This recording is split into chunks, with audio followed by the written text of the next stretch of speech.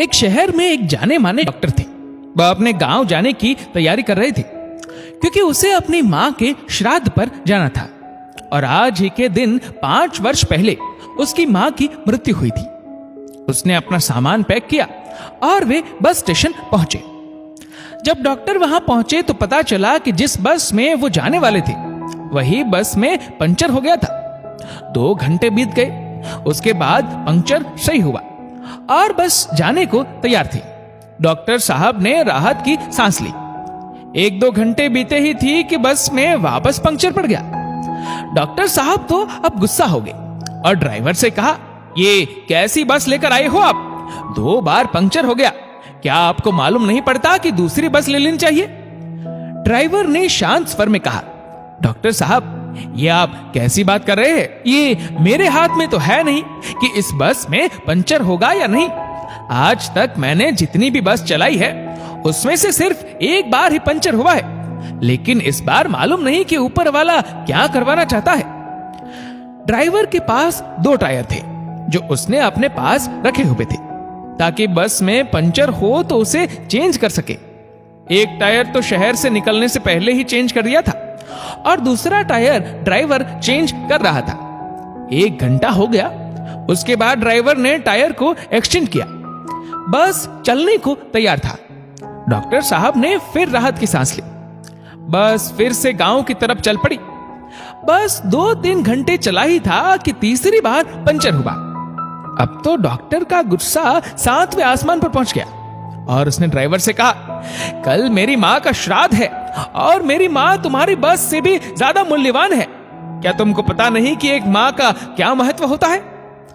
Driver ने शांत स्वर में कहा, डॉक्टर साहब, यह आप कैसी बात कर रहे हैं? एक मां का महत्व कौन नहीं जानता?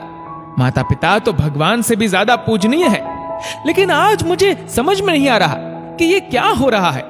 ऊपर वाला कुछ और ही सोच रहा है। ड्राइवर और डॉक्टर साहब के बगल में एक व्यक्ति खड़ा था जो डॉक्टर साहब को जानता था। उस व्यक्ति ने डॉक्टर साहब को कहा, डॉक्टर विवेक सक्सेना, आप जहां पहुंचना चाहते हैं वहां पर बस द्वारा यहां से केवल 4 घंटे में पहुंच सकते हैं। डॉक्टर ने उस इंसान को धन्यवाद कहा और वह दूसरी बस का इंतजार करने लगे। बस आया और डॉक्टर साहब उसमें बैठे। डॉक्टर साहब ने फिर राहत की सांस ली। थोड़ी ही बस आगे चली कि ये क्या, जोर से तूफान और बारिश शुरू हो गई। बस ड्राइवर को आगे सब दिखना बंद हो गया था, फिर भी ड्राइवर चलाता रहा। अचानक ड्राइवर को पता चला कि वह रास्ता भटक चुका है। तूफान और बारिश की वजह से बस अब आगे चलना मुश्किल था। डॉक्टर साहब बस के नीचे उतरे। ठीक बस के सामने ही एक छोटा सा घर था। डॉक्टर साहब उस घर की ओर चलने लगे। डॉक्टर साहब ने घर का दरवाजा खटखटाया। अंदर से आवाज आई, कौन है आखिर इतनी रात को? डॉक्टर साहब ने कहा, तूफान और बारिश की वजह से मैं रास्ता भटक गया हूं। क्या एक रात के लिए मैं आपके घर रुक सकता हूं? अंदर से आवाज आई, ठीक है, आप अंदर आ सकते हैं और एक रात रुक सकते हैं। आप हमारे द्वार पर आए हैं तो आपका सम्मान करना हमारा कर्तव्य है और दरवाजा खुला है, आप अंदर आइए। अंदर एक वृद्ध मां रामायण पढ़ रही थी। डॉक्टर ने कहा, मां जी, बहुत भूख लगी है, कुछ खाने को मिल सकता है क्या? पिछले 24 घंटे से कुछ नहीं खाया है। वृद्ध मां ने कहा, ये क्या कह रहे हो आप? लेकिन मुझे माफ करें, हमारे पास रोटी तो है लेकिन बहुत सूखी हुई है। क्या आप गरीब वृद्ध मां की इस रोटी को स्वीकार करेंगे? डॉक्टर ने कहा, रोटी तो रोटी होती है, रोटी नई बनाई हो या सूखी हुई, इससे कोई फर्क नहीं पड़ता, लेकिन ये दोनों रोटी एक मां की ममता से ही बनी होती है, इसमें फर्क कैसा? वृद्ध मां अपनी सूखी हुई रोटी डॉक्टर साहब को देती है और फिर वृद्ध मां रामायण पढ़ने लगती है। एक छोटा बच्चा कंबल में लपेटा पड़ा था जिसको डॉक्टर साहब देख लेते हैं। डॉक्टर साहब वृद्ध मां से कहते हैं, ये कौन है? बच्चे की हालत बहुत खराब लग रही है। वृद्ध मां ने कहा, ये जो 1.5 साल का बच्चा आपके सामने कंबल में लपेटा पड़ा है वह मेरा पोता है। इसके माता पिता अपने देश के लिए शहीद हो गए हैं। इस बुढ़ापे में इसकी जिम्मेदारी मुझ पर है। डॉक्टर कहते हैं कि इसे कोई बहुत बड़ा रोग है जिसका वो इलाज नहीं कर सकते। कहते हैं कि इस शहर में एक ही बहुत बड़े डॉक्टर है जिसका नाम विवेक सक्सेना है, वह इसका आसानी से इलाज कर सकते हैं। लेकिन मैं वृद्ध माँ कहां डॉक्टर तक पहुंच सकती हूँ? लेकर जाऊं भी तो पता नहीं वह देखने पर राजी भी हो या नहीं। बस भगवान से यही मांग रही थी कि वह मेरी मुश्किल आसान कर दे। डॉक्टर की आंखों से आंसुओं की धारा बहने लगी। वह भर्राई हुई आवाज में बोले, माई, आपकी दुआ ने बस में पंक्चर करवा दिया, वो भी एक बार नहीं, 2 बार नहीं, बल्कि 3 बार पंक्चर हुआ।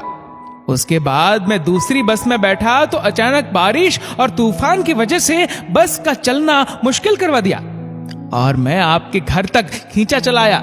हे भगवान, मुझे यकीन ही नहीं हो रहा कि भगवान ने मेरी माँ के श्राद्ध में जाने से मुझे रोका, और मेरी वृद्ध माँ भी यही चाहती थी कि मैं इस बच्चे को बचाऊं ताकि मेरी वृद्ध माँ भी खुश रह सके, और भगवान मुझे इस बच्चे तक ले आए। डॉक्टर साहब ने वृद्ध माँ से कहा कि आप जिस इंसान की बात कर रही है वे इंसान कोई और नहीं बल्कि आपके सामने बैठा हुआ यही इंसान है। यह सुनकर वृद्ध माँ रोए जा रही थी और उसने भगवान से कहा कि हे भगवान, आपकी कृपा इतनी बड़ी है जिसका कोई मोल नहीं है। डॉक्टर साहब ने उस बच्चे का ऑपरेशन किया और उस बच्चे को मौत के मुख में से बचाया।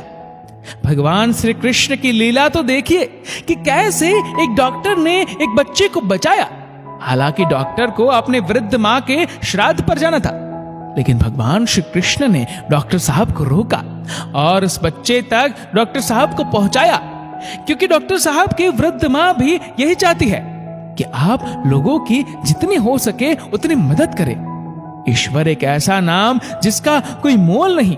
ईश्वर पर श्रद्धा रखे और अच्छे कर्म करते रहे। भले ही आप कहीं और जाना चाहते हैं, लेकिन ऊपर वाले की मर्जी जहां पर भेजने की होगी वहां पर आपको भेज के ही रहेगा।